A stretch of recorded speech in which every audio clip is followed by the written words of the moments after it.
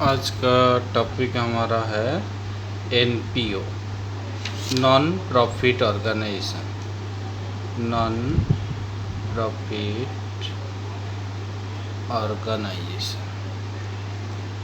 अच्छा, इसको हम नॉन प्रॉफिट ऑर्गेनाइजेशन को हम एनजीओज, जनरली हम एनजीओज भी बोलते हैं।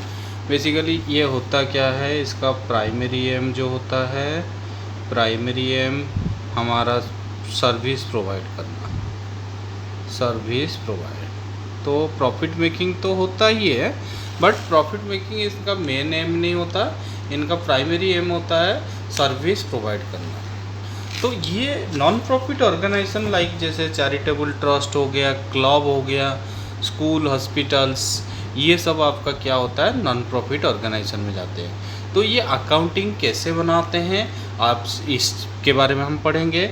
तो हम पहले देखो 11th में जब हम पढ़े थे तो हमने क्या पढ़े थे कि बिजनेस सोल ट्रेडर कैसे अपना अकाउंटिंग बनाता है।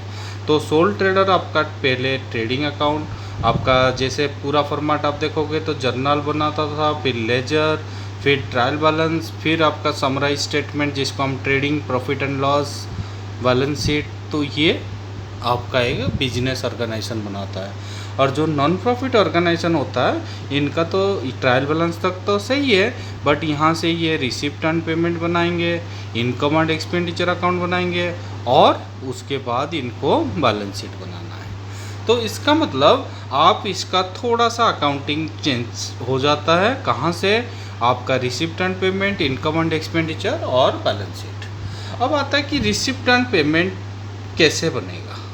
पहला पॉइंट आपका क्या होता है, receipt and payment. Receipt and payment जो होता है वो एक्चुअली कैश बुक जैसा ही है।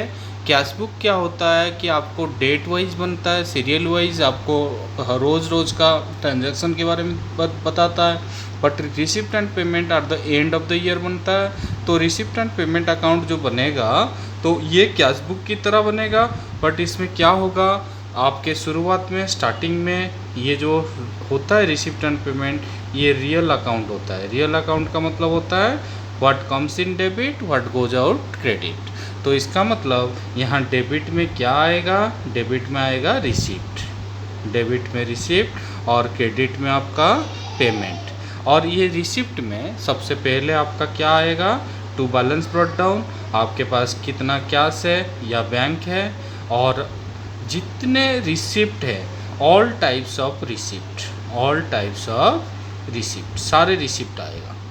और यहाँ पे सारे payment, all types of payment. अब रिसिप्ट पेमेंट में आपका बनाते टाइम आप एक चीज़ ध्यान रखना कि receipt, all type of receipt का मतलब क्या होता है, कोई भी receipt, any type of receipt. अब बात आता है कि रिसिप्ट कितने टाइप की है।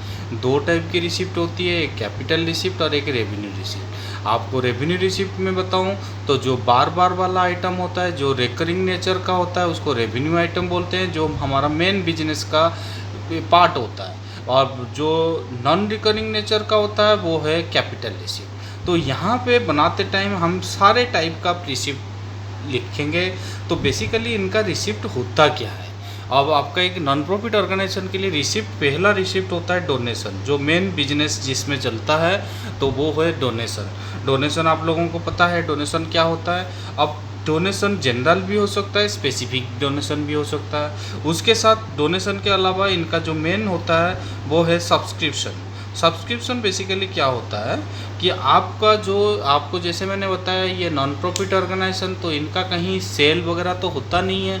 तो ये जो फंडिंग होता है इनका मेंबर से फंडिंग होता है। तो जो मेंबर हर साल कुछ अमाउंट कंट्रीब्यूट करते हैं तो उसको हम बोलते हैं सब्सक्रिप्शन, जिसको आप हिंदी में चंदा बोलते हो। हर साल जो फिक्स अमाउंट एक मेंबर को देना होता है अपना मेंबरशिप को बचाने के लिए, तो उसको हम सब्सक्रिप्शन। सेकंड नंबर पे आपका आया सब्सक्रिप्शन। तो एंट्रेंस फी भी हो सकता है। एंट्रेंस फी क्या होता है, जब मेंबर्स आता है, एंट्री करता है, तो उसके लिए मेंबर एंट्रेंस फी या एडमिशन फीस देता है। तो ये भी इनका इनकम होता है। अब नेक्स्ट पॉइंट क्या होता है, नेक्स्ट पॉइंट आता है लीगासी। लीगासी क्या होता है, लीगासी का मतलब होता है जब जो डेथ बंदा है, मरने वाले बंदा, उसमें क्या होता है एक will of A disease partner. तो उसको हम बोलते हैं लीगेसी। तो उसको क्या होता है, वो आपका ये कैपिटल रिसिप्ट होता है, बार बार तो नहीं मिलता। अब लाइफ मेंबरशिप फीस आप यदि साल भर का पेमेंट एक बार में करना चाहते हो तो उसको हम बोलते हैं लाइफ मेंबरशिप फीस, ये भी आपका रिसिप्ट में आता है। एंडोमेंट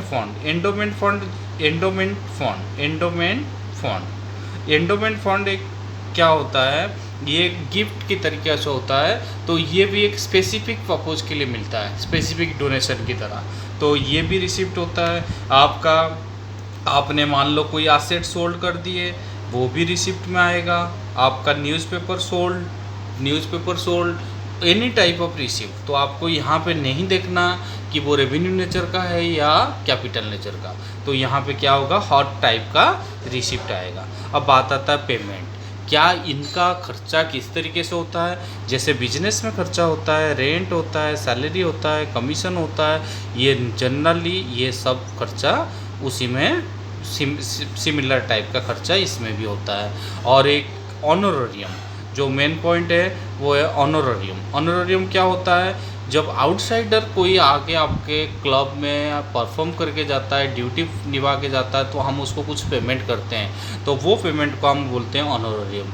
आपका यहाँ पे आपने मान लो कोई एसेट परचेस किए, कार परचेस किए, वो भी आपका एक्सपेंडिचर में आएगा। तो फाइनली आपका यहाँ पे जो बच जाएगा वो बैलेंस कैरेट डाउन में क्या आ जाएगा, एक तो कैश आएगा या फिर आपको लास्ट को बैलेंस। तो इसका मतलब जब रिसिप्ट एंड पेमेंट में मैं यदि अमाउंट भरूं तो कैश मान लो 5,000 था, बैंक मान लो 7,000 था, और आपका ये ऑल टाइप ऑफ रिसिप्ट मान लो 18,000 है, तो ये टोटल आ गया 30,000। आपका खर्चा मान लो 15,000 हुआ और 5,000 आपका कैश बैलेंस है, तो आपका ये ऑटोमेटिकली बैंक बैलेंस कितना बच जाएगा, 15 5 20, तो 10,000। तो आप इससे क्या पता चला कि आपको रिसिप्ट एंड पेमेंट अकाउंट बनाने से आपको जस्ट कैश बैलेंस पता चल जाता है कि एट द एंड मेरे पास कितना कैश बचा हुआ है। ठीक है, कोई दिक्कत तो नहीं। रिसिप्ट एंड पेमेंट एक रियल अकाउंट है जिसका नेचर होता है डेबिट में वो आएगा, जो डेबिट रिसिप्ट क्रेडिट पेमेंट, जो भी आया है वो रिसिप्ट में, जो गया पेमेंट पे। तो यहाँ पे कोई भी हम नेचर हमें नहीं आइडेंटिफाई करना कि all type of receipt, all type of payment इसमें आएगा। अब नेक्स्ट टॉपिक आता है कि रिसिप्ट एंड पेमेंट अकाउंट बनाने के से आपको नॉन प्रॉफिट ऑर्गेनाइजेशन को पता चल जाता है कि कितना कैश है या कितना बैंक है। अब आता है इनकम एंड एक्सपेंडिचर कैसे बनेगा। सेकेंड पॉइंट आता है कि income and expenditure account. Income and expenditure account जो बनेगा वो भी फॉर द ईयर एंडिंग 31 मार्च। तो ये क्या होता है, जैसे आप बिजनेस में प्रॉफिट एंड लॉस बना के आप पता चल जाता था कि प्रॉफिट हुआ या लॉस हुआ, तो इनकम एंड एक्सपेंडिचर बनाने से नॉन प्रॉफिट ऑर्गेनाइजेशन का प्रॉफिट को हम सरप्लस बोलेंगे और लॉस को डेफिसिट बोलेंगे। तो यहाँ से हमें पता चल जाएगा कितना प्रॉफिट हुआ या कितना लॉस हुआ। पहला मैं बता रहा हूँ, इसका नेचर क्या है, ये nominal account in nature. Nominal account का क्या मतलब होता है कि debit all expense, credit all gain. तो एक्सपेंडिचर आपका डेबिट साइड में आएगा और क्रेडिट साइड में आपका इनकम आएगा। अब ये एक्सपेंडिचर कहाँ से आएगा, जितना रिसिप्ट एंड पेमेंट से पेमेंट साइड में जो पेमेंट हुआ है उस पेमेंट से एक्सपेंडिचर में आप ट्रांसफ़र करोगे और जितना रिसिप्ट हुआ है वो इनकम में ट्रांसफ़र होगा। पहला पॉइंट, एक्सपेंडिचर में क्या क्या ट्रांसफ़र होगा, मैं एक्सपेंडिचर का बता रहा हूँ। यहाँ पे एक तो रेवेन्यू आइटम आएगा, रेवेन्यू आइटम, और दूसरा क्या है, रेवेन्यू इन नेचर और करेंट ईयर का ही आएगा, ओनली करेंट ईयर। तो आपका जितने भी पेमेंट आपका हुआ था, सैलरी बार बार है तो सैलरी आएगा, रेंट आपका भी ये भी रिकरिंग नेचर का है, तो आपका जितने भी रिकरिंग नेचर या रेवेन्यू इन नेचर है वो आएगा। रिकरिंग का मतलब होता है बार बार होना, तो रेवेन्यू आइटम होता है वो बिजनेस का मेन ही पार्ट होता है, मेन बिजनेस एक्टिविटी होता है। तो सैलरी, रेंट, ऑनोरेरियम, ये सारे चीज़ आएगा। लेकिन क्या नहीं आएगा, वहाँ कार परचेज था, कार परचेज नहीं आएगा, इन्वेस्टमेंट परचेज नहीं आएगा, any type of capital items या कैपिटल एक्सपेंडिचर इसमें नहीं आएगा। और उसी तरीके से रिसिप्ट में आपका देखो, आपका डोनेशन, क्या डोनेशन आएगा क्योंकि डोनेशन बार बार होता है, डोनेशन रेवेन्यू इन नेचर होता है, तो इसीलिए डोनेशन आएगा, बट स्पेसिफिक डोनेशन नहीं आएगा।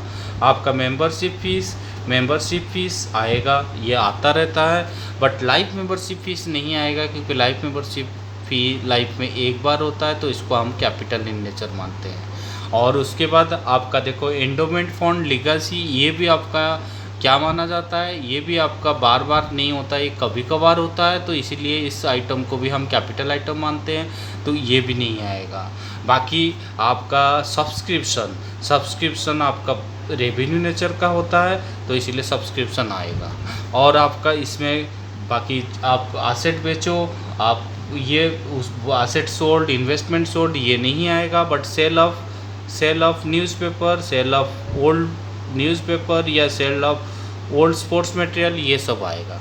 तो फाइनली आपका यहाँ पे जो आएगा, इस बैलेंस को हम क्या बोलेंगे, इसमें यदि इनकम ज़्यादा तो इसमें बचेगा सरप्लस, जिसको हम बोल सकते हैं इनकम ओवर एक्सपेंडिचर, और एक्सपेंस ज़्यादा इनकम से तो आपका यहाँ पे बचेगा बाय डेफिसिट, जिसको हम लॉस बोलते हैं।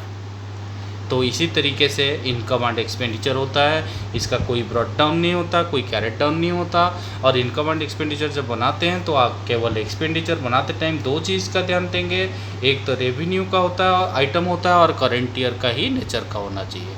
करेंट ईयर इन नेचर किस तरीके से, मान लो सैलरी पेड हुआ 10,000 और जिसमें से 2,000 तो लास्ट ईयर का, तो इसका मतलब यहाँ पे सैलरी आएगा 8,000, क्योंकि 2,000 लास्ट ईयर, 10,000 में से 2,000 आप हटा दो, 10,000 माइनस 2,000, तो आपका सैलरी एक्चुअल सैलरी कितना आएगा 8,000। यदि सैलरी मान लो 10,000 है और आउटस्टैंडिंग आपका इस साल का करंट ईयर का आउटस्टैंडिंग 2,000 है, तो 12,000 आएगा यहाँ पे। तो इसी तरीके से दो चीज़ को ध्यान देना है, रेवेन्यू इन नेचर होना चाहिए और करंट ईयर का होना चाहिए। अब आता है कि किसी तरीके से मैं एक ट्रांजैक्शन दे रहा हूँ, जिसको आप पहले क्या बनाना है, पहले आपको रिसिप्ट एंड पेमेंट बनाना है, फिर उसके बाद आपको इनकम एंड एक्सपेंडिचर में इसको ट्रांसफ़र करना है। जैसे फॉर एग्जांपल मान लो 1/4/17 को कैश बैलेंस है आपका 10,000, बैंक बैलेंस है आपका 20,000, आपको मान लो लिखा है इसमें डोनेशन रिसिप्ट है 20,000, स्पेसिफिक डोनेशन मिला है, स्पेसिफिक डोनेशन 40,000, एसेट सोल्ड होके आपको आया है, फिक्स्ड एसेट आपको 30,000 आया। आपको सब्सक्रिप्शन रिसिप्ट हुआ है,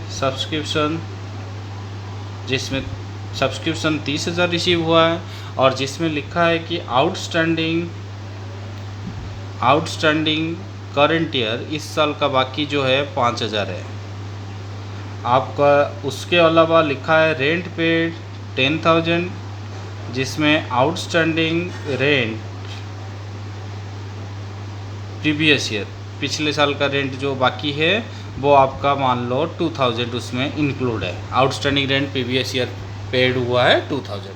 आपका कार परचेज आया है, कार परचेज मान लो 30,000 का कार परचेज हुआ है, तो आपका क्लोजिंग कैश दे रखा है, क्लोजिंग कैश 31 मार्च 18 को कैश आपका दे रखा है 5,000, और आपको यहाँ बैंक पूछा है, तो आपको क्या बनाना है, ये क्वेश्चन आपको मिल गया। तो इस क्वेश्चन में आप क्या बनाओगे, पहले बनाओगे रिसिप्ट एंड पेमेंट अकाउंट, फिर आप इनकम एंड एक्सपेंडिचर उसको लेके बनाना है।